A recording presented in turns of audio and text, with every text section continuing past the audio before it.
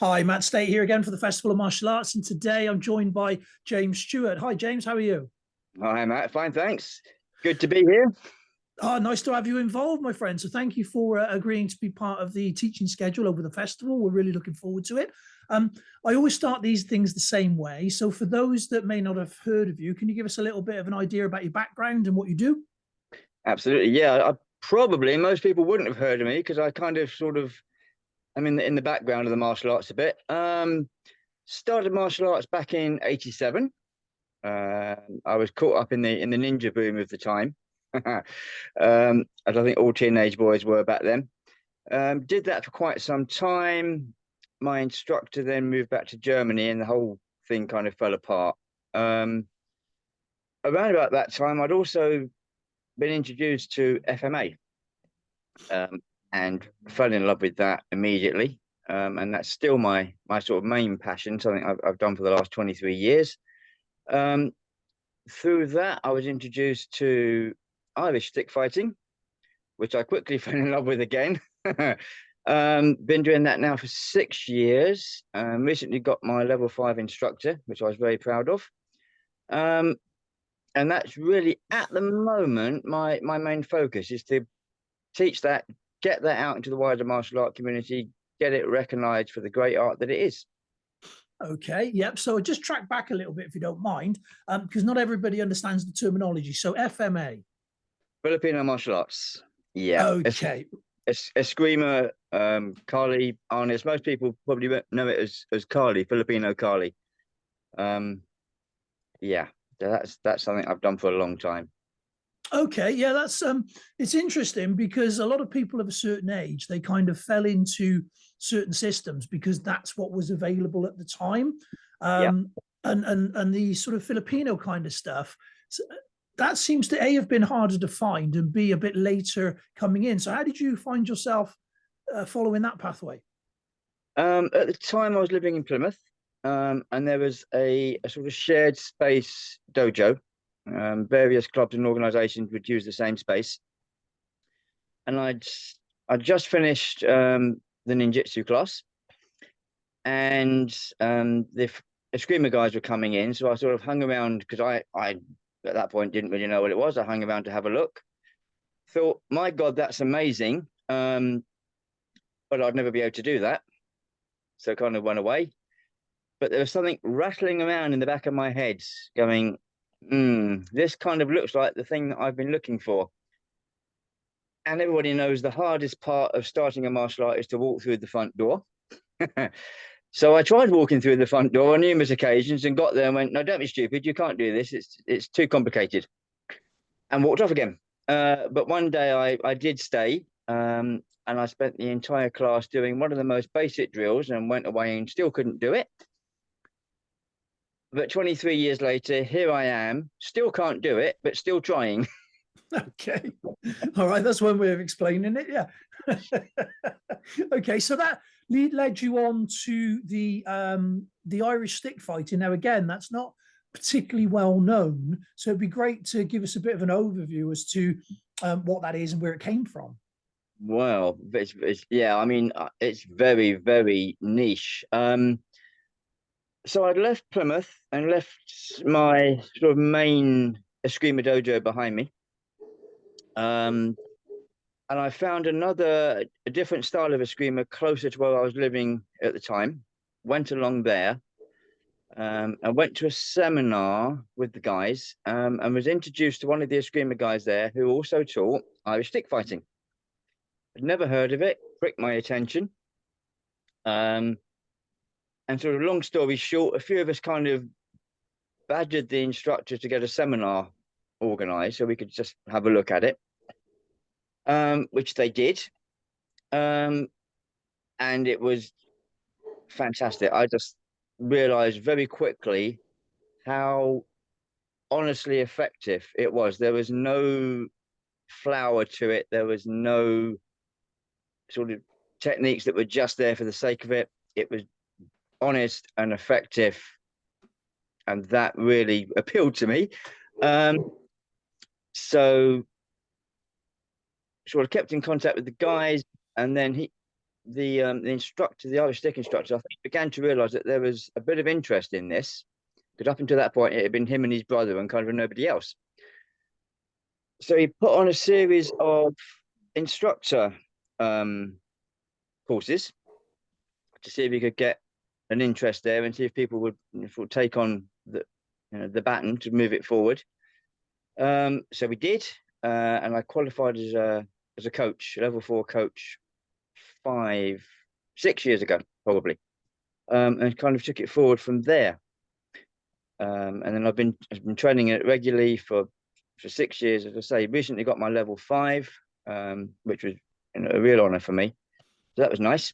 Where did it come from? Well, the history is that the whole Celtic world at some point would have had knobstick fighting, and the last bastion of it is Ireland. The sort of, everybody knows the Irishman with his shillelagh. Yes. That's the emblem that everybody kind of recognizes, and that's really the last place that knobstick fighting, stick fighting of that kind of style exists. And even in Ireland, it's very, very hard to pin down. Our particular style left Ireland and was taken to Newfoundland when the Irish sort of immigration happened, and it was practiced there for a while. And it slowly crept back down through America, a little bit into Europe, and back to the UK. The current head or chief of the system is now based in Ireland.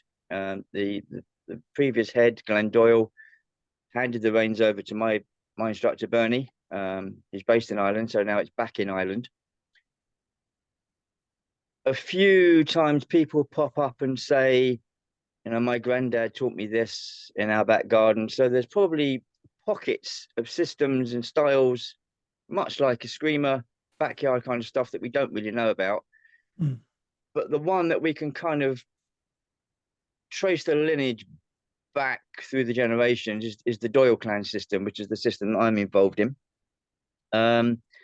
It's also quite unique in the fact that it's the only Irish stick system that's two-handed. And much of it comes from Western boxing.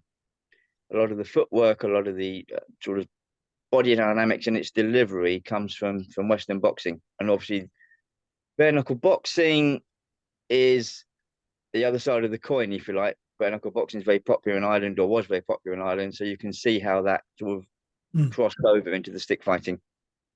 Oh, interesting. Yeah. So there, the similarities then, because a lot of the weapon systems, they carry similar principles. So, what are some of the similarities and differences between the two systems? A screamer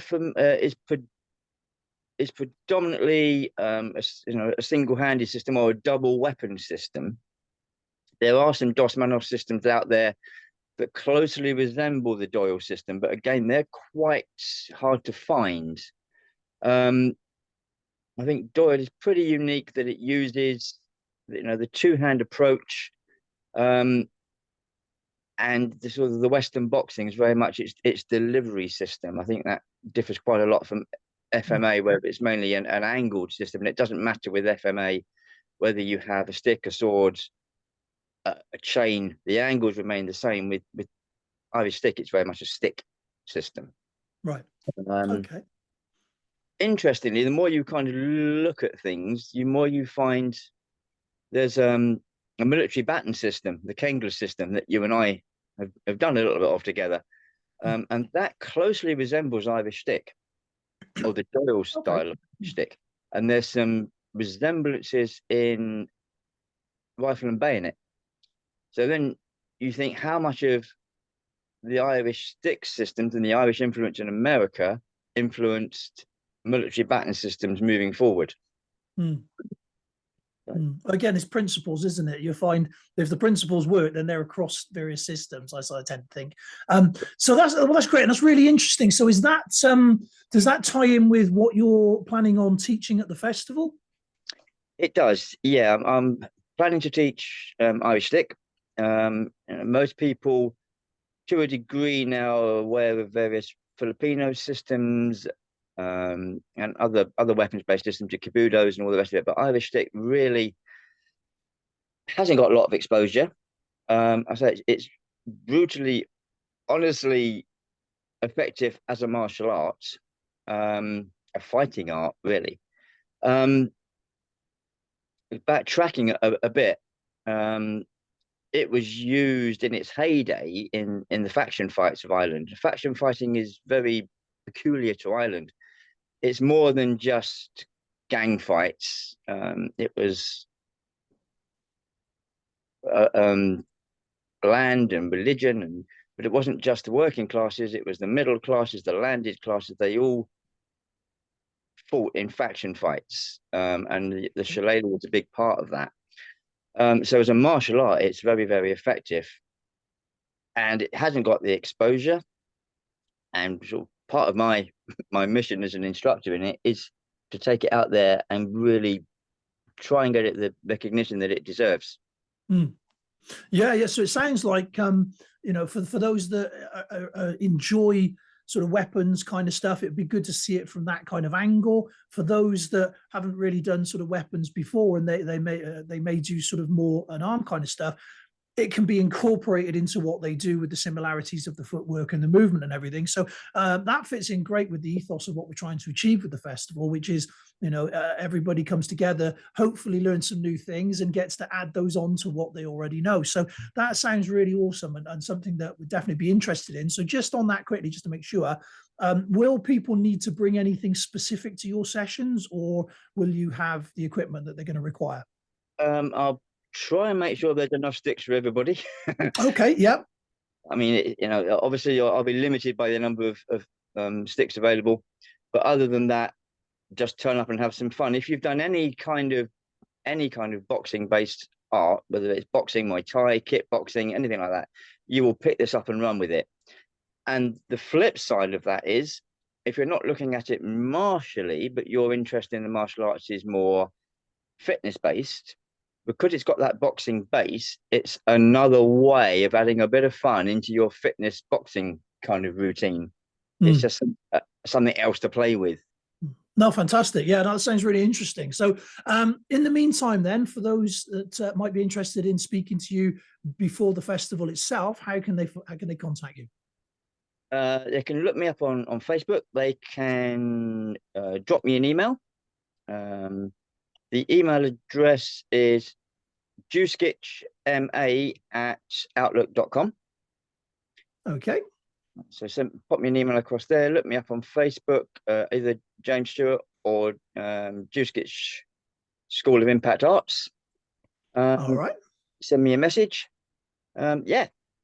Fantastic. All right. Well, James, thank you ever so much for coming on and having a quick chat with us today. And we look forward to seeing you at the festival and seeing your sessions. So thanks very much. Thanks, Matt. I'm looking forward to it.